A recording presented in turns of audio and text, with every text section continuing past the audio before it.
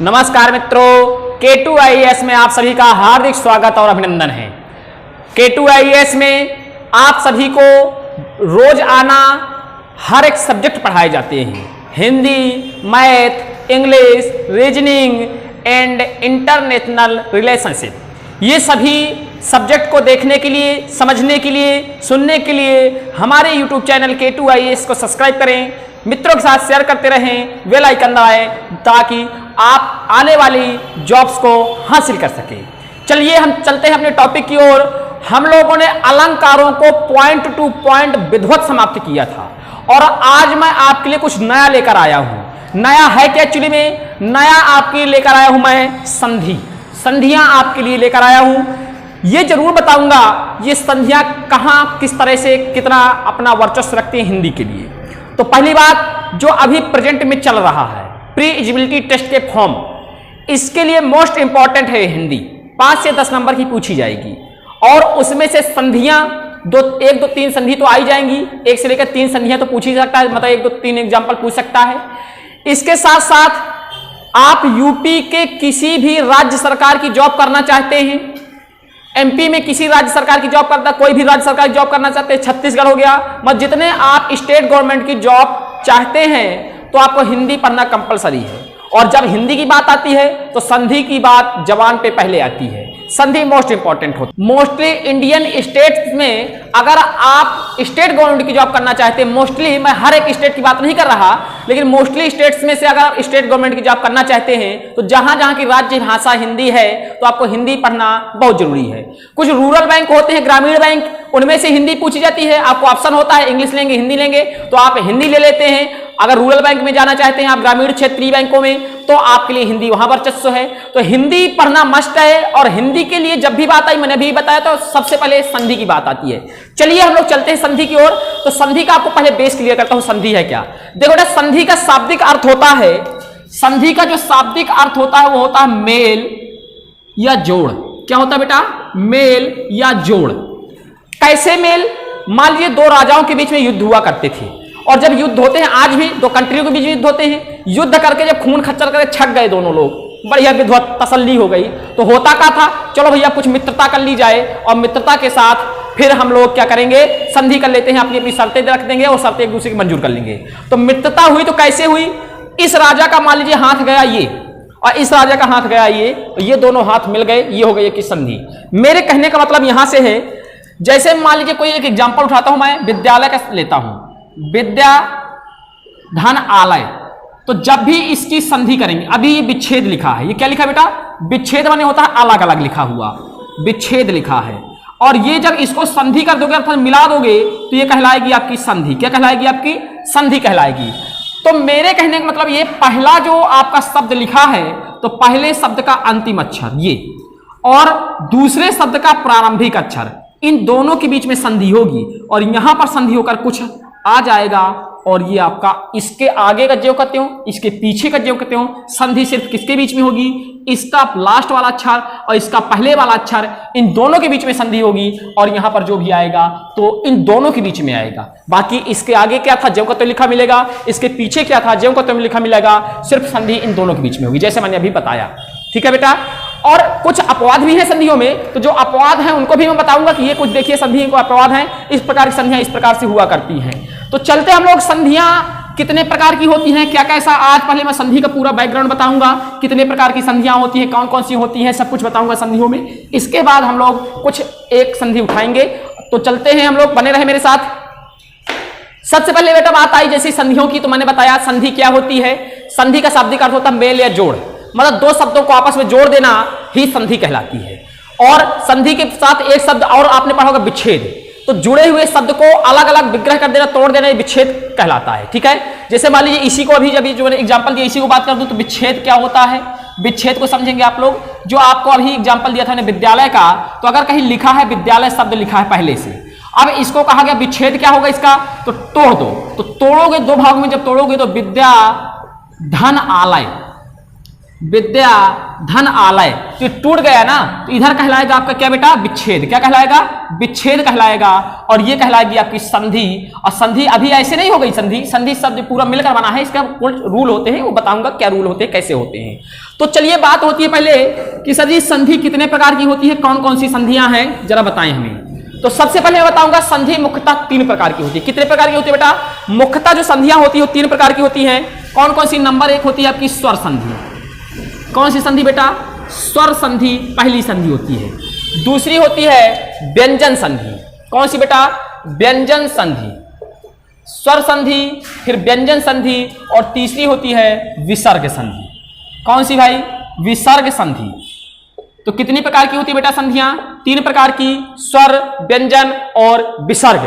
फिर बात आती है सर जी, तो बात आज हम लोग पहले करेंगे स्वर संधि की। किसकी बात करेंगे बेटा, स्वर संधि की बात करेंगे। तो स्वर संधियों में से 5 भाग होते हैं। कितने भाग होते हैं बेटा, 5 भाग होते हैं स्वर संधियों के, यानी 5 पार्ट होते हैं, 5 पार्ट होते हैं स्वर संधियों के।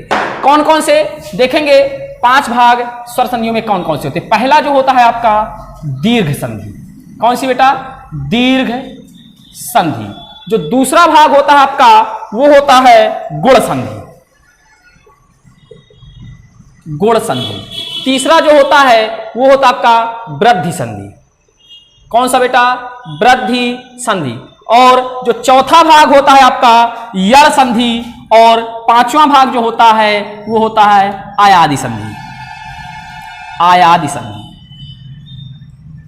तो इस प्रकार से आपने देखा कितने प्रकार के संधियां होती है, स्वर संधियां। स्वर संधियों के जो मुख्य भाग होते हैं स्वर संधि के, वो होते हैं 5 भाग। कौन कौन से, दीर्घ संधि, गुण संधि, वृद्धि संधि, यड़ संधि, आयादी संधि। संधि को इंग्लिश में कंजक्शन कह सकते हैं आप लोग, जोड़, जोड़ शब्द, ठीक है। तो चलिए संधि कितने प्रकार की होती हैं, 3 प्रकार की। कौन कौन सी, स्वर, व्यंजन और विसर्ग। फिर स्वर संधि कितने प्रकार की होती है, तो 5 प्रकार की, दीर्घ संधि, वृद्धि, गुण संधि, फिर वृद्धि संधि, यड़ संधि, आयादी संधि। ठीक बेटा, इन सबका एक एक संधि के बारे में पढ़ेंगे, और एक एक संधि के बारे में हर एक रूल का मैं एग्जाम्पल जरूर बताऊंगा, क्योंकि एग्जाम्पल ही तो पेपर पर आता है। या तो इस तरह से आता है, इस उदाहरण पर कौन सी संधि है, या कोई शब्द आ जाएगा, इस शब्द का कौन सी संधि है, ये तो विच्छेद करके आएगा, या डायरेक्ट शब्द ही आ जाएगा, पूछेगा इस शब्द पर कौन सी संधि है या इस विच्छेद पर कौन सी संधि है। तो जब तक आप एग्जाम्पल क्लियर नहीं करोगे तब तक आप करने वाले आगे कुछ है नहीं। चलिए, तो हम लोग स्वर संधि में पहला भाग आज उठाएंगे दीर्घ संधि का। तो दीर्घ संधि की जब बात आती है तो इसके सबसे पहले सूत्र पर नजर डालते हैं। इसका जो दीर्घ संधि का बेटा सूत्र होता है, इसका होता आकाह सर्वेणे दीर्घः, आकाह सर्वणे दीर्घः। एक तरह से आप हिंदी में समझो, जो भी आवे सब दीर्घ हो जाए। लघु व दीर्घ तो जानते हो ना बेटा, लघु माने छोटा और दीर्घ माने बड़ा। ठीक, तो लघु माने छोटा, दीर्घ जितना भी आए सर्वे दीर्घा, सभी दीर्घ हो जाए। मतलब लघु के बाद दीर्घ आए तो भी दीर्घ हो जाए, दीर्घ के बाद दीर्घ आए तो भी दीर्घ हो जाए, लघु के बाद लघु आए तो भी दीर्घ हो जाए। मैं अपनी देसी भाषा में बता रहा हूं, हर किताबों में जो रूल मिलेगा, आधन आ, ईधन ईधन ई, मतलब अलग अलग ऊधन ऊ, ये सब मिलेगा, वो बताऊंगा भी, आपको बताऊंगा। लेकिन पहले आप पूरी टोटली एक भाषा में समझ लीजिए कैसे ये सब क्या होता है, आपको ये ज्यादा समझ में आ जाएगा जो बता रहा हूं बेटा। क्या है, अगर आपके लघु के साथ लघु आ जाए, कोई शब्द लघु हो, लघु के साथ लघु आए तो होना है आपका दीर्घ। क्या होना है, दीर्घ होना है। अगर आपका लघु के साथ दीर्घ आ जाए तो भी आपका दीर्घ होना है। ठीक भाई, और अगर मान लीजिए दीर्घ के साथ दीर्घ आ जाए तो भी आपका दीर्घ होना है, और अगर दीर्घ के साथ लघु आ जाए तो भी आपका दीर्घ होना है। क्यों, क्योंकि इसका सूत्र क्या कहता है, जो अभी मैंने सूत्र बताया था, सर्वणे दीर्घा। क्या कहता है सूत्र, अकः सर्वणे दीर्घा, सब कुछ मिलकर के दीर्घ करो। तो जब सब कुछ दीर्घ करो तो सब दीर्घ होगा।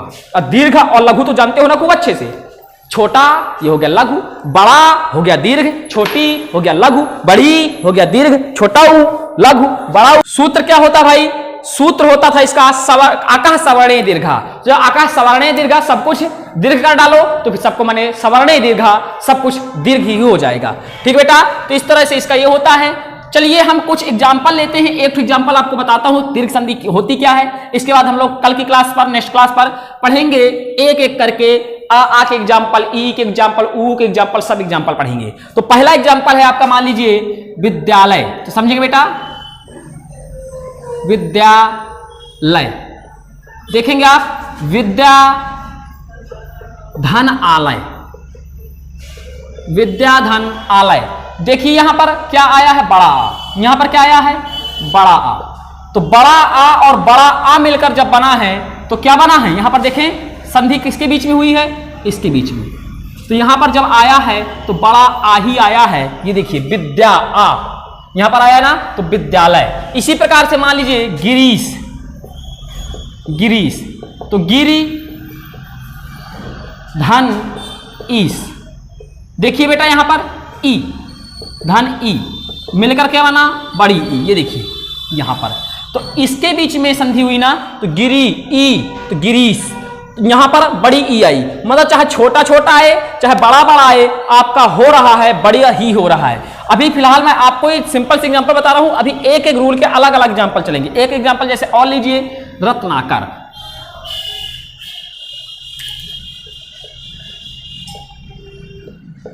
रत्न धन आकर, तोड़ा कर, तो यहां आ, लेकिन बना क्या मिलकर के, बड़ा आ। ये देखिए इनके बीच में हुआ ना, मैंने बताया था पहले शब्द का अंतिम अक्षर और बाद वाले शब्द का प्रारंभिक अक्षर, इन दोनों के बीच में संधि होती है। रत्न आ, आकर बड़ा आ, तो आ मिलकर बड़ा आ, तो अर्थात यहां पर बड़ा आ हो जाएगा। छोटा ना लिखा है ना, तो बड़ा ना बन जाएगा। ये देखिए बना है बड़ा ना, रत्नाकर।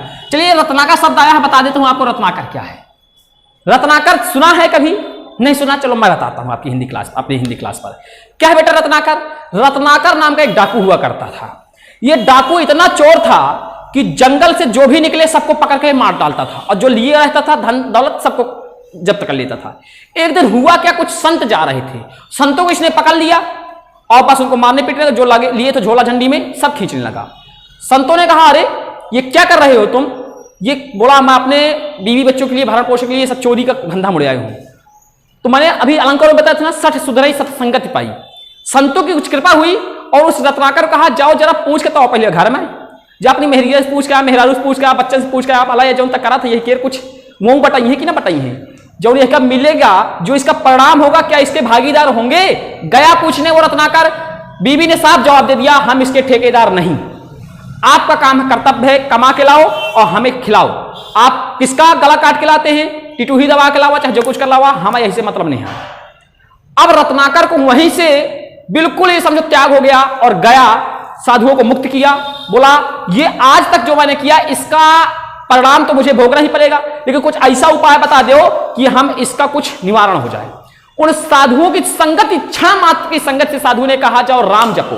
लेकिन इतना पापी था रत्नाकर नाम का डाकू कि राम नहीं निकल रहा था मुंह से। निकल क्या रहा था भैया, मरा। जब राम कहता तो निकलता था मरा। तो आपने एक अर्धारी पढ़ी होगी मानस में, उल्टा नाम जपत जग जाना, वाल्मीकि भय ब्रह्म समाना। यही रत्नाकर था जो वाल्मीकि बना था। आगे चल के मरा मरा मरा मरा उच्चारण करते हुए जब आप भी मरा मरा मरा मरा का उच्चारण करोगे ना, तो राम शब्द अपने आप आ जाएगा। मरा मरा मरा करते हुए राम निकलेगा, तो उल्टा नाम जपने के कारण। लेकिन प्रभु क्या कहते हैं, प्रभु को तो केवल राम ही केवल प्रेम प्यारा, भाव कुभाव अनख आलसहु, नाम जपत मंगल जिस दसहु। ये मरा शब्द के उच्चारण मात्र से ये एक ऐसा बना कवि जिसकी लेखनी स्वयं तुलसीदास छापा करके मानस लिख रहे हैं, और इनकी लेखनी को पढ़ करके न जाने कितने साधुओं ने अपनी तरणी बना ली। यही वाल्मीकि हुए जो रत्नाकर नाम के बचपन में डाकू हुआ करते थे। तो रत्नाकर शब्द आया मुझे विच्छेद करने के लिए, तो उसका मैंने आपको थोड़ा सा बताया। खैर मेरा आशा है आपको संधि बताना था, लेकिन शब्द ही सब पड़ गया, तो क्या किया जाए बता देता हूं। ठीक है, तो आज की सेवा यही साथ की जाती है बेटा। हम लोग कल से आ ई ऊ के सारे ढेर सारे एग्जाम्पल पढ़ेंगे, हर एक नियम को पढ़ेंगे। संधियां most important for your any state government jobs. तो आप अपने स्टेट गवर्नमेंट जॉब के लिए संधियों की सीरीज जब तक चले विधिवत देखते रहे, पूरा वीडियो देखते रहे, तब आपको समझ जाएगा। आज की सेवा यही समाप्त की जाती है। हम लोग कल मिलते हैं। नमस्कार, जय हिंद।